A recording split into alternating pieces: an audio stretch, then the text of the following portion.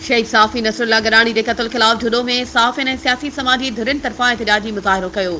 उन मौक़े ते सियासी समाजी तंज़ीमुनि जे अॻवाननि अयाज़ खोसो, इशफ़ाक़ लिगारी, नियाज़ खोसो, डॉक्टर इरफान अली कोलाची, मुहिब भील, साफ़िन इसाक़, सागर भट्टी, सुरेश कुमार, शाहिद मजीद कायमखानी, ख़ालिद सदफ़, ज़हीर बशीर कायमखानी, अज़ीम आराई, निसार आराई, नूर आफ्ताब कलोई ऐं ॿियनि ख़िताब कंदे चयो त जान मोहम्मद महर, अजय लालवाणी, अज़ीज़ मेमण खां पोइ वरी हिक ॿिए बहादुर बेबाक साफ़ी नसरुल्लाह गरानी खे बेदर्दी सां शहीद कयो वियो आहे।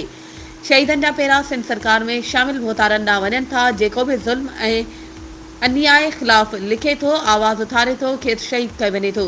प्रिया कुमारी समेत अलाए केतिरा माण्हू अगवा आहिनि। हुननि मुतालबो कयो त प्रिया कुमारी समेत अगवा थियल समूरा मुज़्मी बाज़ियाब कराए शहीद नसरुल्लाह गरानी समेत ॿियनि साफ़िन जा कातिल गिरफ़्तार करे शहीद थियल साफ़िन जे वारसनि खे मुआवज़ो अदा करे तहफ़्फ़ुज़ फ़राहम कयो वञे। वधीक ख़बरुनि ऐं अपडेट्स जे लाइ असांजे चैनल खे सब्सक्राइब कयो ऐं हा, बेल आइकन खे प्रेस करणु न विसारिजो त जीअं असांजी हर नई अचण वारी वीडियो तव्हां ताईं पहुचे।